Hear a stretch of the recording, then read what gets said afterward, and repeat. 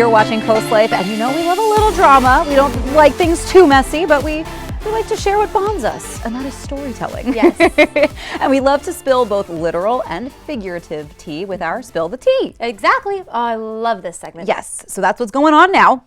Of course, it's all thanks to our friends at the Spice and Tea Exchange in Rehoboth Beach, right there on Rehoboth Avenue. Love it. It always smells amazing when you walk by.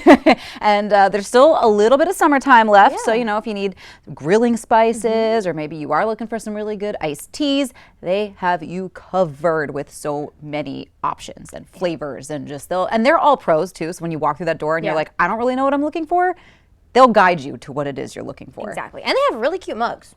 They have really cute, they've got so many cute accessories too, like the tea infusers. I think they had one that was it was a manatee. Oh, cute. Oh, I love that. Yes, so the literal tea that we're going to be spilling today, this is the Blood Orange Smoothie. Ooh, Yum. okay. Again, another tasty summertime one. I think it would work both hot or iced. And you were just saying it smells like it really a smoothie. does. Yes, I was like, oh, it smells like a creamsicle, like orange. Yeah, orange I cream. can't wait to try it. So I'll get to spill in the literal tea. Okay. And our figurative tea today has me a little nervous that it's somebody I know that may have written into this. Yeah, Leah, I saw this and I'm like, I had to break the news to her because I said, hey, your boyfriend may have been the one to send this tea. It sounds a little too specific. Sounds a little too familiar for me. So let's listen in, but first I'm dying to try this. Yes, okay, yes. Let's try it out. Cheers. Cheers, love. All right. Oh, yeah.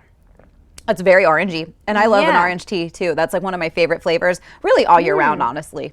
The orange is like, it's not overwhelming, but talk about blood orange. And honestly, with like a little milk or cream, it would really like take it to the next level. I want this in the morning, on a summer morning, watching the sunrise.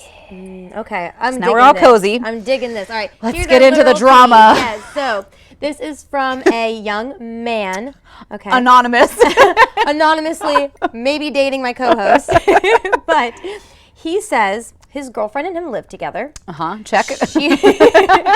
She wakes up, or she's supposed to wake up at 6 a.m. to get to work. But she sets her alarm for 5 a.m.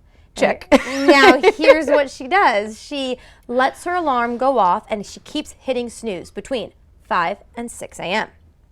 So an hour of him waking up to her alarm. Then she finally gets out of bed at 6. She gets ready to go. She leaves for work at 7. He says, what is going on? He gets to wake up at 8:30 in the morning. So he's like, girl, you're messing with my sleep. He has told her 100 times.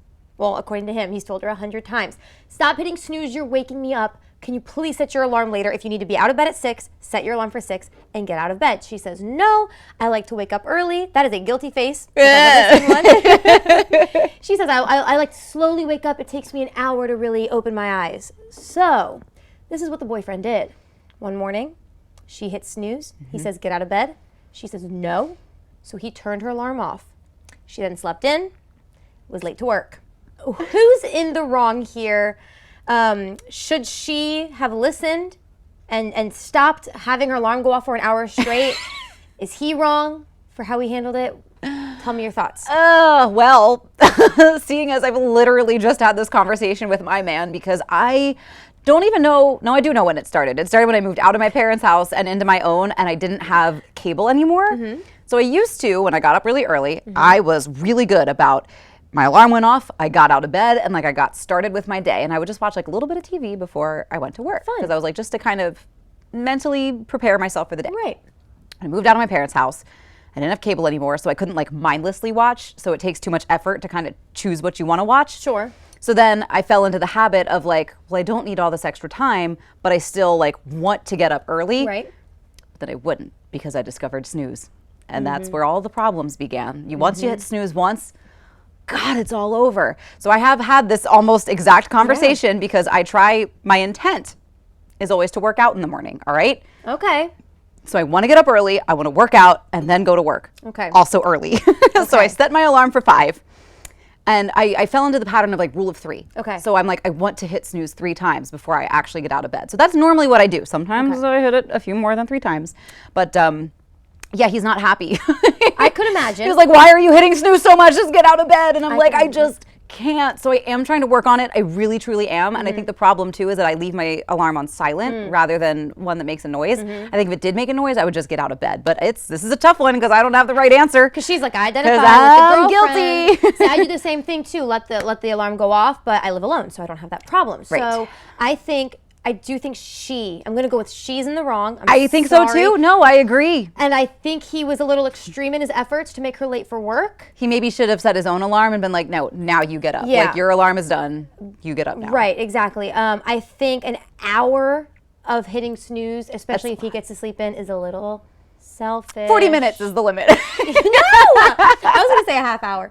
Well, I have mine's 10 minutes 3 times. Yep. So maybe next time, kind sir, I don't know. I would honestly, I know this sounds dramatic. I would rather you pull me physically out of bed to bother It's a hard, habits are hard to late. break. Once you form a bad habit, they're so hard to break. Yeah. And so like she's just got to work on it. Yeah, girl, you gotta find some compromise in your life. Compromise. So And this is one that maybe you got to give. Yeah. And I know I do. Yep. All I, right. in my heart, am working on it. My hands have yet to follow up. Yes.